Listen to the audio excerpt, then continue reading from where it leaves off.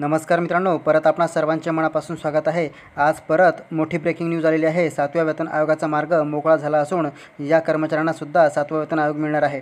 तर अशा प्रकारची ही बातमी आहे। याविषयी आपण सविस्तर माहिती जाणून घेऊया। तत्पूर्वी आपणास जर हा व्हिडिओ आवडला तर लाईक करायला कोणतीही कसर करू नका आणि अशा प्रकारचे नवनवीन व्हिडिओ पाहण्यासाठी व्हिडिओ खालील जे लाल कलरमध्ये सबस्क्राइब दिसत आहे त्यावर क्लिक करून समोर एक बेल दिसेल त्यावर सुद्धा क्लिक करा, जेणेकरून अशा प्रकारचे नवनवीन व्हिडिओ तुम्हाला सर्वात अगोदर बघायला मिळतील। तर चला कशा प्रकारे आहे बातमी सविस्तर माहिती जाणून घेऊया। तर मित्रांनो, 7व्या वेतन आयोगासंबंधी आज परत 13 एप्रिल 2019ला बातमी आलेली आहे।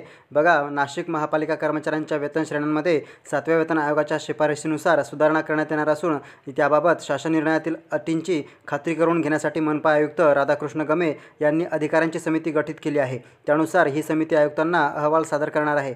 आयुक्तांच्या या आदेशामुळे मनपाच्या 2005 कर्मचारी तसेच अधिकाऱ्याच्या 7व्या वेतन आयोगाचा मार्ग मोकळा झाला आहे। नाशिक महापालिकेतील विविध कामगार संघटनांकडून 7वा वेतन आयोग मनपा कर्मचाऱ्यांना लागू करावा अशी मागणी केल्याने आयुक्तांनी 11 एप्रिल रोजी काढलेल्या परिपत्रकात म्हटले आहे।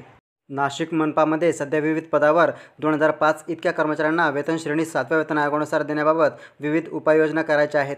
मॅट्रिक्समध्ये वेतन स्तर दर्शविणे, महाराष्ट्र नागरी सेवा नियमित करणे, त्यानुसार नाशिक मनपाच्या वेतन खर्चात होणारी वाढ, अंदाजपत्रकीय तरतुदी, शासनाने आस्थापना खर्चाची विहित केलेली 35% खर्चाची मर्यादा, नाशिक महापालिकेचे बांधील खर्च आणि उत्पन्न या बाबी विचारात घेऊन वेतन फरकाच्या थकबाकीची रक्कम देण्यासाठी निर्णय घेणे, वेतन श्रेणीमध्ये बदल होत असल्याने महाराष्ट्र महापालिका अधिनियम कलम 51(4) नुसार शासनाची मंजुरी घेणे इत्यादी कामकाज वेळेत पूर्ण करण्याच्या दृष्टीने व शासन निर्णयातील अटींची खात्री करण्यासाठी अधिकाऱ्यांची समिती गठीत करण्यात येत आहे। या समितीचे अध्यक्ष अतिरिक्त आयुक्त, सदस्य प्रशासन उपायुक्त, मुख्य लेखा व वित्त अधिकारी, कर उपायुक्त, माहिती व तंत्रज्ञान संचालक, घनकचरा व्यवस्थापन विभागाचे संचालक तसेच सदस्य सचिव म्हणून प्रशासक सहाय्यक आयुक्त असतील। सहाय्यक आयुक्तांनी संबंधित सर्व दस्तऐवज संबंधित विभाग प्रमुखाकडून प्राप्त करून समितीसमोर सादर करायचे आहे।